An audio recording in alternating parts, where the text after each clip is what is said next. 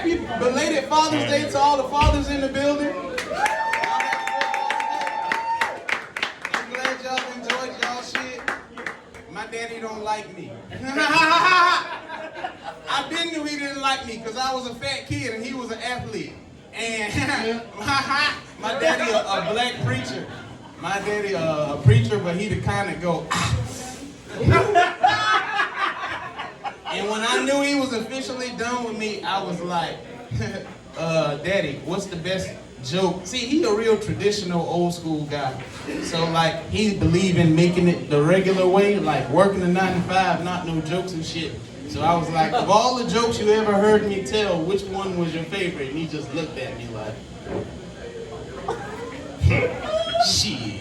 And I knew that meant, nigga, you is the fucking joke. You gotta get a job. He's telling jokes. If you notice, sometimes I will laugh awkwardly and abruptly at my own jokes. It's because I got a condition. Y'all ever seen that movie Joker with Joaquin Phoenix? The movie where he laughed but he cried, but he laughing but he really upset and he don't know how to express his emotions. My shit just like that, but with no tears. And I went to the doctor for it, and she told me not to be embarrassed. A lot of people got it. And she said that what's happening is I'm processing my thoughts from a place of amusement first, and it's a condition for it, and the name of the condition is called immaturity.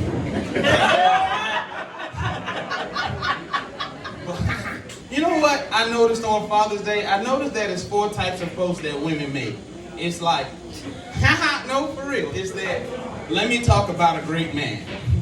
He spends time with me and the kids. We couldn't do it without you. So on and so forth. You know exactly what I'm talking about.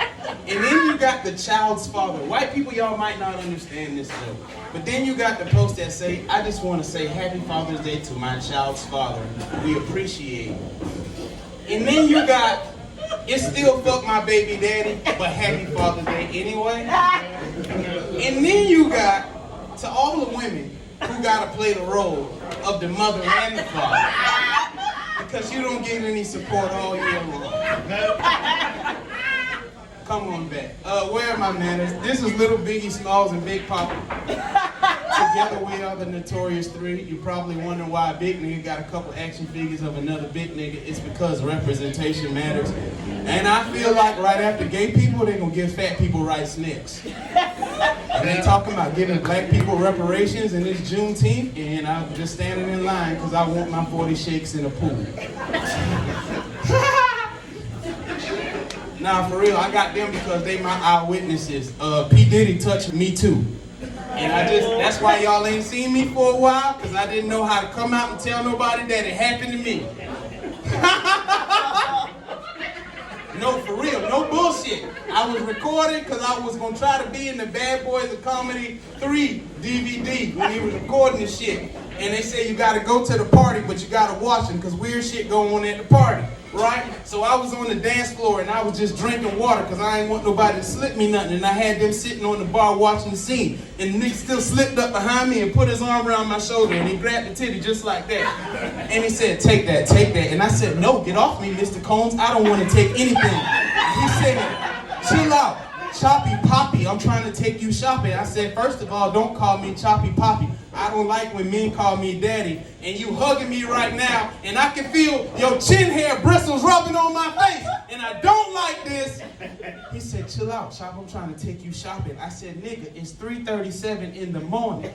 You trying to take me online shopping? I gotta try that stuff on, Mr. Combs, because I got my mama's legs, but my daddy's thighs, whatever the fuck that mean, and you not taking me online shopping. But you gotta watch how you tell him no. I gave that nigga my number but blocked him because y'all heard what he did to Kid Cudi. Kid Cudi ain't did shit but tell him his old lady fine and shit. He came and woke up the next morning and his car was blown the fuck up. And it was a note attached that said, yeah, nigga, she is gorgeous. And that pussy is explosive.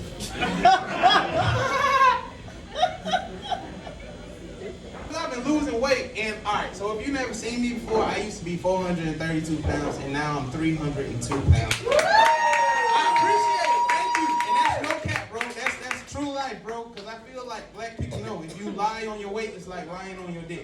shit. And it's in reverse though. It make your weight go up by 20 pounds.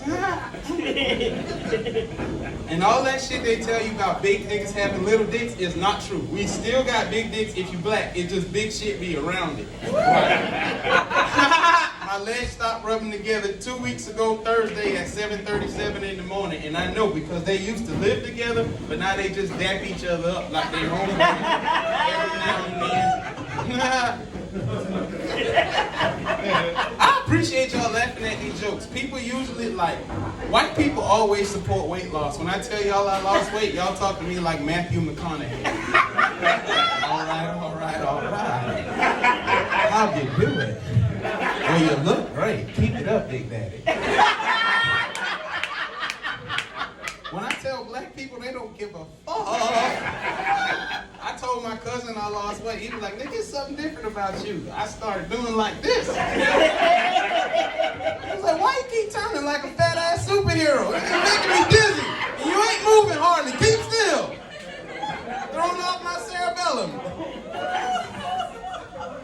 I said, he said, nigga, you didn't lose no 100 pounds. You got a haircut. Lose another 100. Maybe I'll notice. And I got sick of it because this shit is hard, man. Like, y'all see that movie Inside Out 2 coming out? Yeah. My shit be just like that, bro. And I get angry, like mad, like really, really mad. Like, you know the little anger one with the fire come out his head? My shit be just like that. And I be pissed off, but I gotta keep it in check because I know I'm a comedian. And if I ain't mindful, I can use my powers for evil and destroy a nigga life. But nobody ever take it easy on fat people. Y'all just think it's free reign to say whatever the fuck y'all want to us. And you know how they tell you if you're having a hard day and you're depressed, you're supposed to talk to somebody? Well, right before my body got in this stage, it was in a weird, like, Senator Kelly from X-Men 2 stage. Like, I didn't know if y'all was going to understand me. No, it's like I was losing weight above the shoulders but below the knees, and I'm happy it was happening because I was getting muscular here, but it was like doing like this, like an unwrapped Hershey's Kiss, you know. Y'all smoke weed in here? You understand my jokes better if you smoke weed. And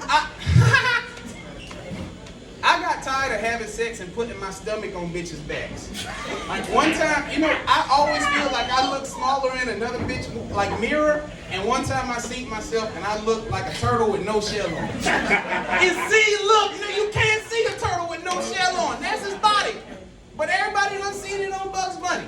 Never mind. Don't worry about it. I'll just leave that joke alone. I told my cousin I was having a bad day because none of my clothes fit like they used to, and I'm tired of writing fat jokes. And they don't take shit serious. He was like, well, fat ass, what you gonna write jokes about? Skinny shit? Take that shirt off. I was like, what? He was like, take the shirt off, nigga. And I'm like, no. He was like, take the shirt off before I rip it off you. And he looked very aggressively serious. So I took the shirt off. And this nigga took my shirt and went, is the noise that it made when he went. I just couldn't do it at the same time. And he said, you see this? This is still a big shirt. And see, that's the problem I had right there, is that my other cousin was sitting on the couch and he black laughed, like Eddie Murphy laughed. And that pissed me the fuck off, because it's one thing when somebody say a joke on you and they keep going, but then this nigga like, like don't buddy love laugh at this nigga.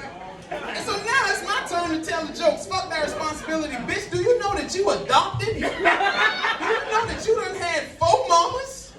You just got on us. First you had that woman that used to jump at you like, shut up. You know how a black person like fuss at you through their teeth but the lips don't move? Your real mama, you write her all the time. She don't write you back.